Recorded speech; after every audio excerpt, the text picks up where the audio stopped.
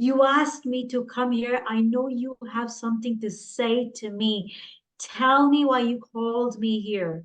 And at that very moment, I was looking at the sky, and from the corner of my eye, I saw a shooting star. Yes.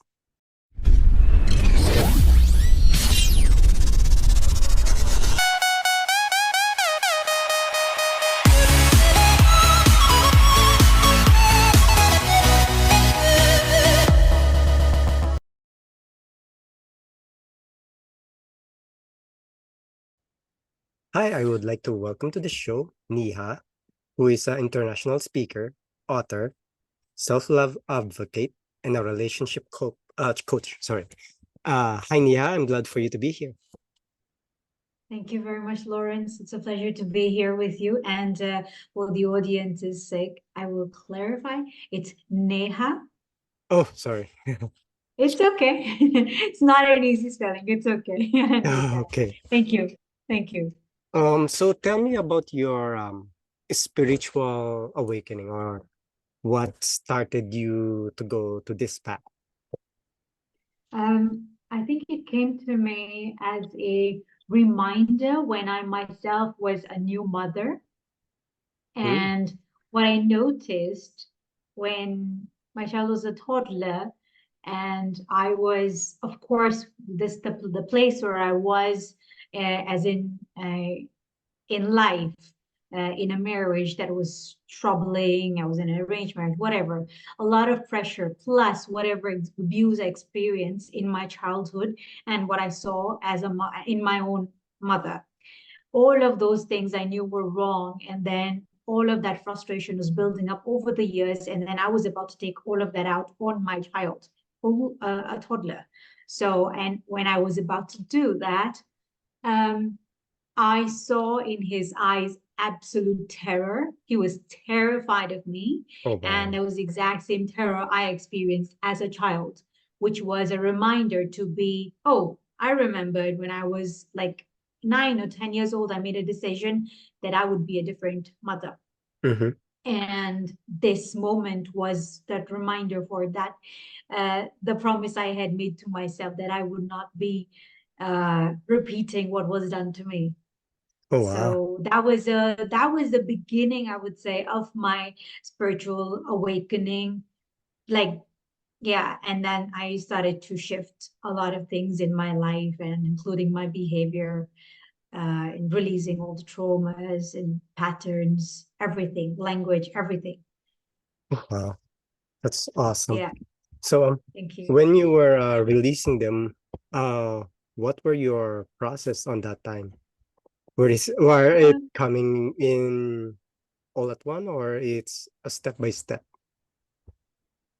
it was gradual, and I will say, to clarify for um, people who are on the healing journey, there is always, it's never linear. There's always going to be a bit of back and forth. So yeah, I may say step by step, and there are some processes in my book, but this is what I had experienced. And other people may experience different experiences in their own path, in their journey of healing. So what happened for me was I was never a reader, and I started getting drawn to spiritual authors, and I was reading books by spiritual authors, very, very um, what do you call it? Transformative, like life transformative stuff. So I started Paulo Coelho, and then moved on to Deepak Chopra, Osho. So I was learning meditation as well. So through the process of that, I was meeting people who were giving me books to read. And yeah, and when you're on that path, you are going to meet the kind of people. So this is like a spiritual sister I had met, and she's a Buddhist, and she gave me books about meditation and Deepak Chopra and all those things. I was reading them and practicing meditation. And what happened was I started to really, really calm down all of those pent up anger inside of me. I could notice it, but I was aware that I should not take that out. But it was not something that happened overnight, Yep. because all of this, it takes a while for things to change and shift inside of you, because it's a behavior pattern and you're wired that way, and it takes a while for that wiring to shift around. Yeah. Because So like that's what normally if happened for that's me. trauma, right? It's like keeps on building on time until later in life you suddenly have the time to address it, but you cannot really just plug it off. Yes, yes, exactly. It comes up and Yeah, you have to deal with it as it comes up. yeah. So the Yeah. book And that so you're talking about is The Wired for Self-Love. self-love. There Yeah. you go. Can you tell me more about this book without spoiling it? Oh, sure. This book was also a step in the process of self-love for myself. And I came to it just like things happen in life. I was talking to someone who was already a self-published author 17 times. And that's when I said, okay, let's me work together with this guy. He has an offer. I'm going to work with him for a year and write my book. And I shared my stories of how and processes of how I brought myself that because it talks about developing unshakable confidence here. And I was the least confident person because of whatever I had experienced. And I wanted to pass that on to, if I don't have it, how can I pass it on to my child? That was my thing. So my belief in myself, all of those things that I worked on, I've written about it in this book. And so it's not just my processes, but also I share stories of other people who have addiction problems or bullying. You know, something Mhm. very mean, something like bullying happens to a lot of people. Like I happened to me, happened to a lot of people, but addiction, not necessarily. So there's a story on addiction, there's a story going on. Where it's relevant, that's what I'm talking about. So few people, a few different people, few different stories, including my own and my own processes and meditation. I talk deeply about meditation and shadow work, all of those things. Oh, Which took a while for me to understand. It's just years and years and years of work put into this book over here. so are you offering a course over it as well because you compress it? So technically, this is a book that, or it's all in the book. No, I have worked with people who have experienced what I've experienced and narcissistic abuse. I say self-love is the antidote to narcissistic abuse. So it can specifically help those people learn to love themselves.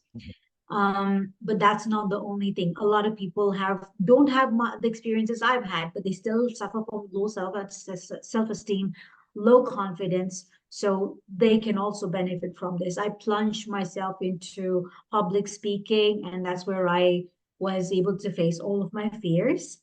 Wow. So there is that bit. I have a course on storytelling, ultimate storytelling blueprint. Just that's a part of the bigger course that I have, which is ultimate speaker blueprint. But that's not the only thing. I also have an upcoming course on the 9th of April, and I'm right now talking about it on YouTube and sharing chapters, excerpts from the chapters in this book about some very brief stuff, but give people an idea for what each chapter may be about and what they can, how they can begin their journey. So I do have a course for self-love as well. There you go. That's so nice. So I'm curious about the what's this coupling with tantra, conscious coupling. There you go, with Mhm, tantra. mhm. Oh, you've done your research. Well, I again, I was given a book on Tantra. And at the time, I happened to be, I just left my marriage. I was living on by myself. And I read the book. I was practicing stuff. I had already um, earned my yoga teaching certificate. Uh, and I was on the path of meditation, practicing yoga and all of those things, just really tuning into myself and my body. Because if you experience trauma, you feel disconnected. And so the way to build that connection is to do a lot of work with the body. And my approach changed when I read what I read in the book on Tantra, and I started practicing that on myself. On ideally, Tantra, as in people think of Tantra, they think of sex and some Yeah. kind of I don't know, spiritual, whatever, some Kama Sutra kind of things. It's it's like a path. So just like yoga is a path, Tantra is another path, but it's way more intense. It's way more rigid in terms of following practices and rituals. It's a lot about rituals. So you need to be under the guidance of a guru who can actually train you through the processes. I was just reading the book and doing whatever it is that I could on myself. So it's like people practice masturbation, but this one is like consciously dealing with it. So in tantra, orgasm is never the goal. Mm-hmm. And so and through that, I understood how to connect with myself. When I was able to connect with myself through whatever I practiced in the tantra, whatever I was doing to myself as in a conscious masturbation, I was able to say, oh, this is extremely different and beautiful, and this is what I want to experience in a relationship. Because when I also read book about, there's a book by Osho, and it talks about sex, and in that he talks about the birth, like of a not birth actually, the conception of a child. Now, a man and a woman are coming together, and they're going to bring a child to this earth. If they're planning to have a child, how conscious do they need to be so that they bring the best of themselves? And because conception happens um, quite soon after the orgasmic experience. And if you're trying to have a baby, what kind of a soul is the woman inviting to her womb? So Mm-hmm. it's a very, very entirely, it's like you have to be spiritually very connected. So and this process also connects you even more deeply to yourself. So that's why when I talk about conscious coupling, it's so important for two people when they're coming together. What are they bringing to the child, to their relationship? Very important, because what I experienced in my first marriage, I know how much uh, it cost me Mm-hmm. and the relationship and my child. So whatever was wrong about that relationship, so that that does not happen, this is why I talk about conscious coupling through tantra in my talks. And so we need to be more mindful about what we're bringing to the relationship. It's not just about whatever goes on in the bedroom. Yeah. It's about how two people are like able to dance and understand each other. It becomes like a dance when you are able to understand each other in a relationship. It's very beautiful. And that's what I would want anyone and everyone who wants that for themselves to experience that. Oh, that's awesome. So so it's like when you go to that part, I think they say when that happens, they say there's an energy exchange. That's why it's important because two people are connecting and there's an exchange there. And if you're matching, you don't know what you're getting and you don't know what you're giving as well. So Yes.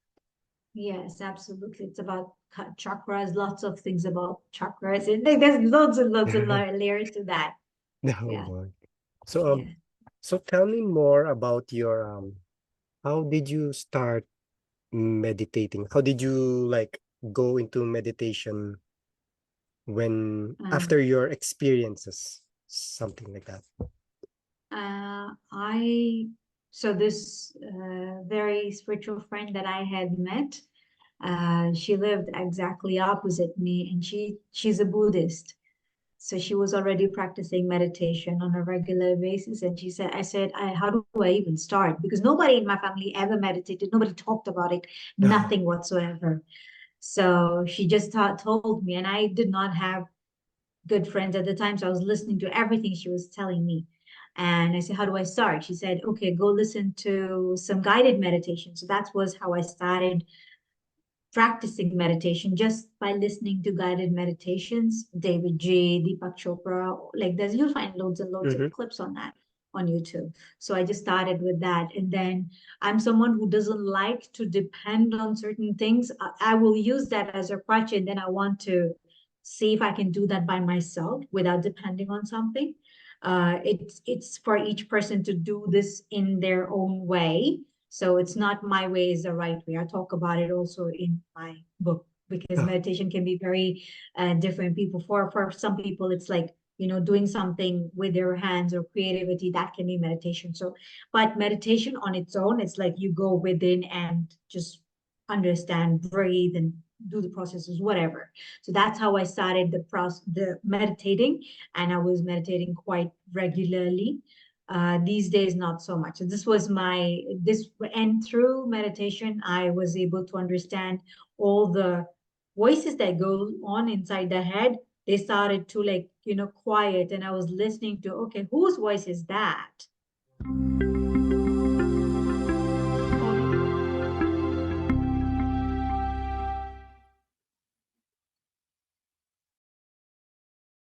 oh wow. And then I was like, oh, this was something I was told by somebody else. Is that true about me? And if am I that useless a person? That's what I was told, right? But am I that useless a person? And am I doing okay in life? So there's like those kind of things that you think about and feel inside your body. Again, the body work is very essential. So that's where I was um, going into deep meditations and experiencing very expansive state.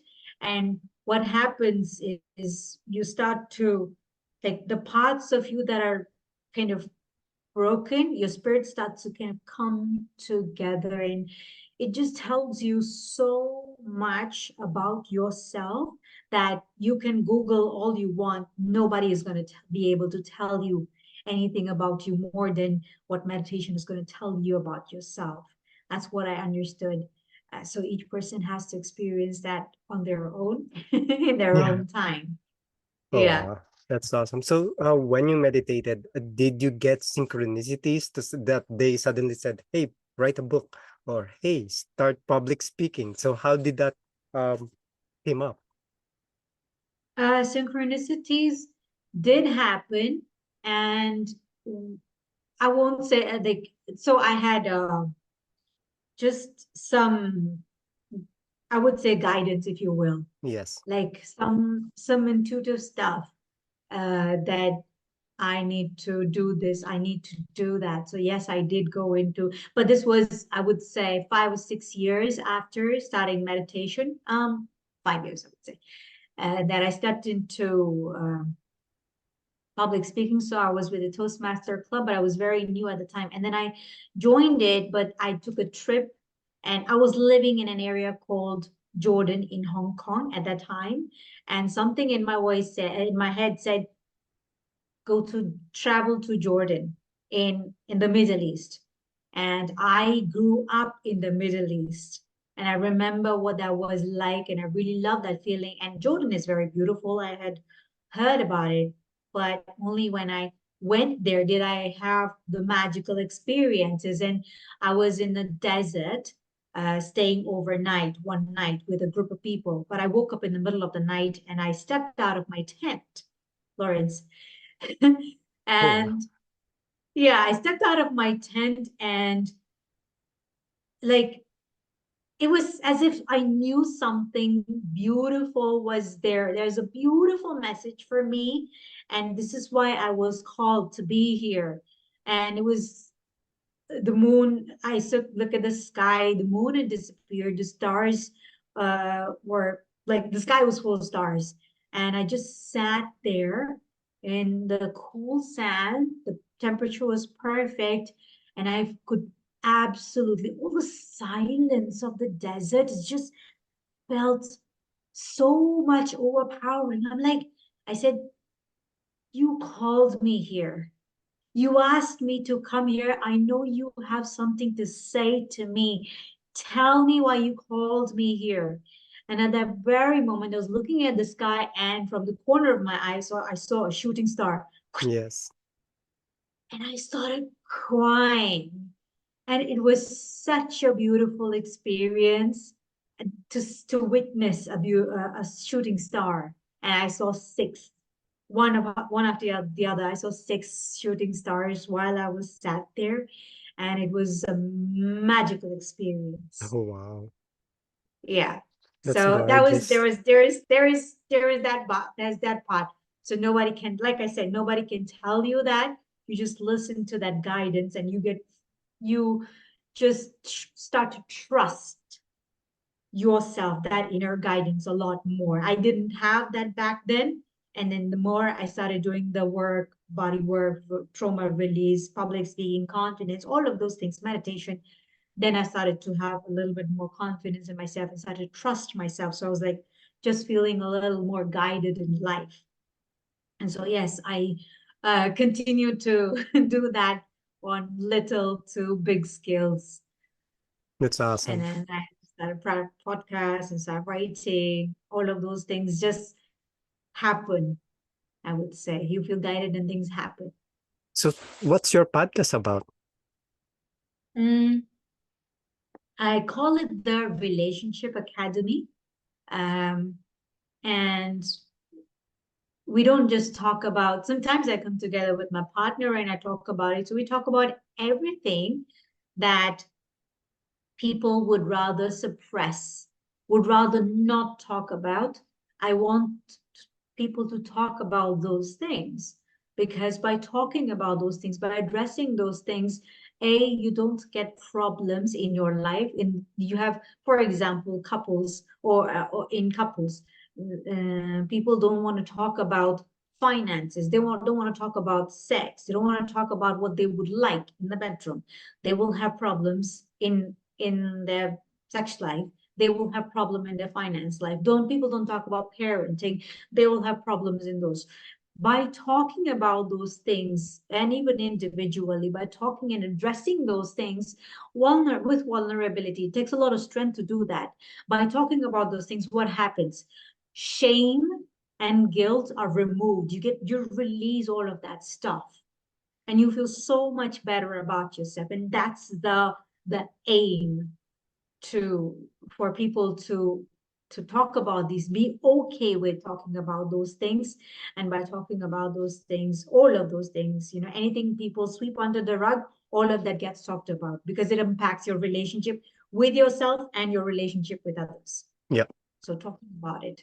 Oh. And that's what my podcast is about. Sometimes I come together with my partner and we talk about it. Sometimes it's solo. Sometimes it's people who talk about their own self-love journeys.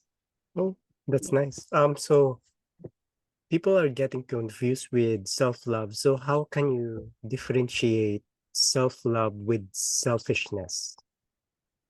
Yeah.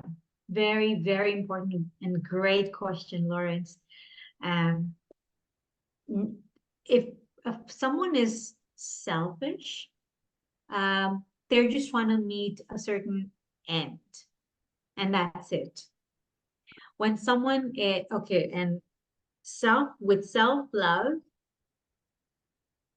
it may look like it is selfish, but there is a different end to that. How? I will explain. Now, when you are in an airplane, the case of an emergency, you're asked to put your own oxygen mask first before helping the passenger next to you or your own child, whoever it is. Why is that? If you are not in control, if you're panicking, and can you be in a place to help yourself? You can't.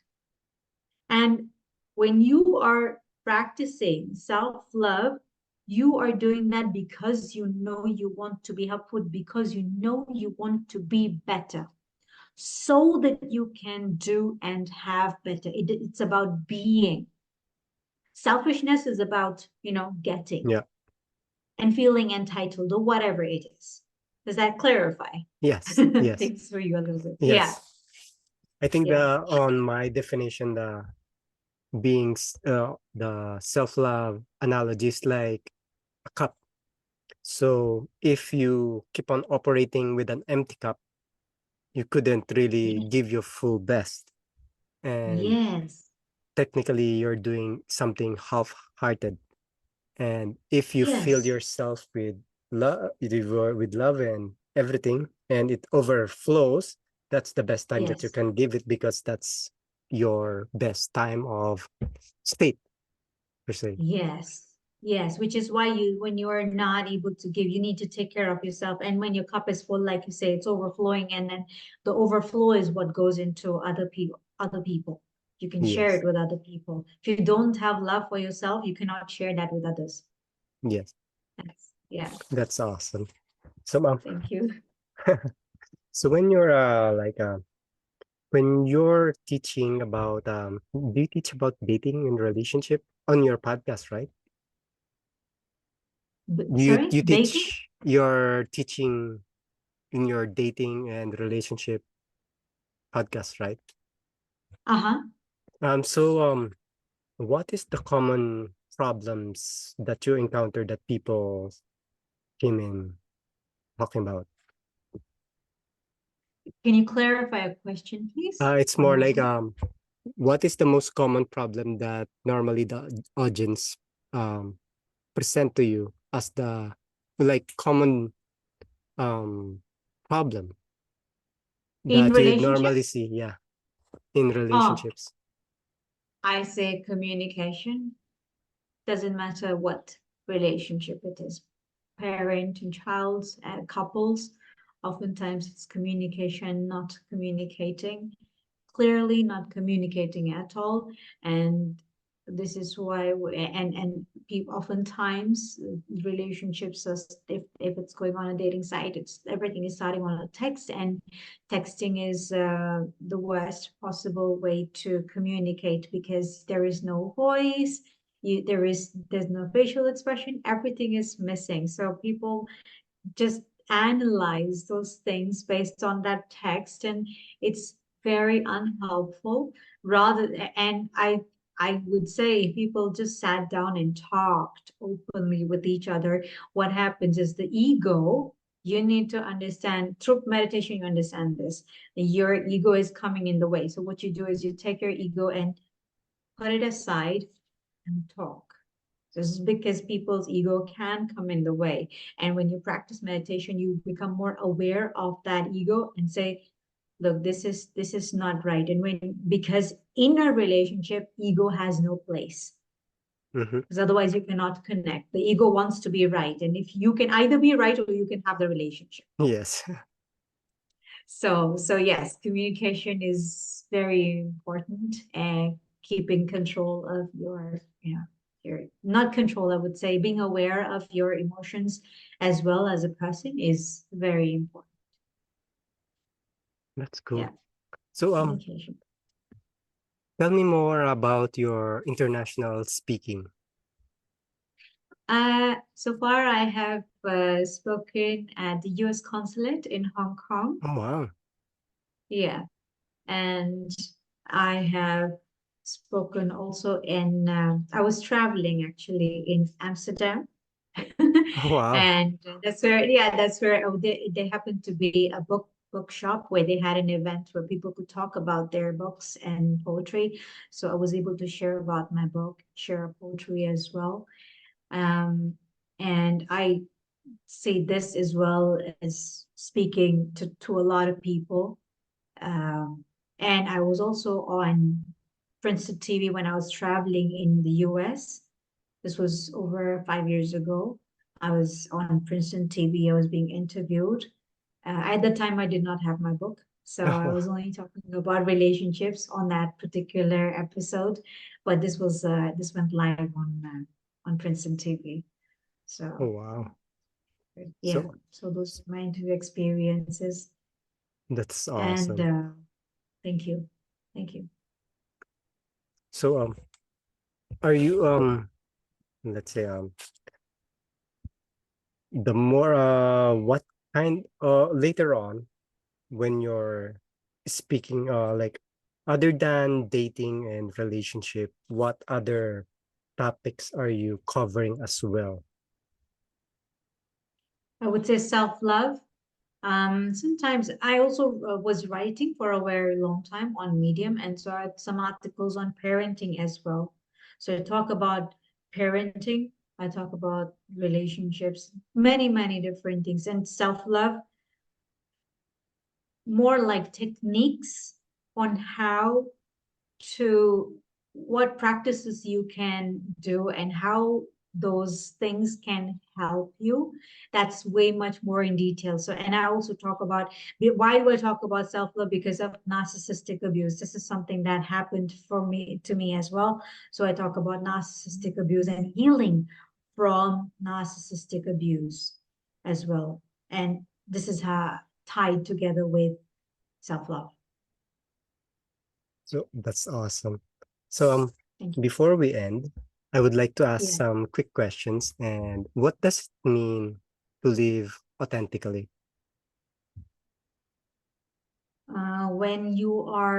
When what you're saying to yourself, when your actions and your words, they match on the inside in your own world and on the outside. So what you're telling people you are going to do, that you go ahead and do that. Keeping your promise, I would say keeping your promise to yourself. Oh, wow. Nice. Yes, yes, and not lying to yourself. Very true. To So live if you go back in time, what will you tell little Neha? uh, I would say, you've got this. Don't give up on yourself. We can do this together. Thank Yeah. you. Don't stop believing in yourself. That's awesome. So I think we have keep on covering about it, but I just want to repeat it anyway. What are the services that are you offering or future offerings? I have my course coming up on the 9th of April. Mm-hmm. People are interested, excuse me, if people are interested to join, they can watch my YouTube channel and message me over there. Like, my email is there for people to reach out to me. And if they're interested to go through the steps, the strategies that I cover in this book, this is what I have for now. I also have uh, public speaking and just the storytelling aspect as well. Because all of those things, when I discovered what my stories were, I was able to transform my own life, and I have helped people to understand what stories they're telling themselves. So this is why I talk about storytelling quite often. And also public speaking has um, a lot of understanding of body language. So those things are covered in the public speaking, but not just that, many other things, and meditation. Uh-huh. Meditation, that something that touches all of those things, No, everything. There's self-love, public speaking, and storytelling. So storytelling is a very short program, just that's 5. nice. Yeah, yeah. So where can people find more about you and your book and the wonderful things that you do? People can go to my YouTube channel. It's very tiny, but I'm trying to expand that. So Neha Sonney Official, Mm-hmm. at Neha Sonney Official, uh, and people can watch all the content and also get in touch. My email is there. People can get in touch with that. My books, I talk about my book as well. The book link is also there. Oh, that's Well, awesome. yeah. So thank you for having me as well, for joining the show, and it was an honor for you to be here. It's my honor for you to be here, and thank Thank you, you. Laura. Thank you. Thanks Have a so good much one. for having me.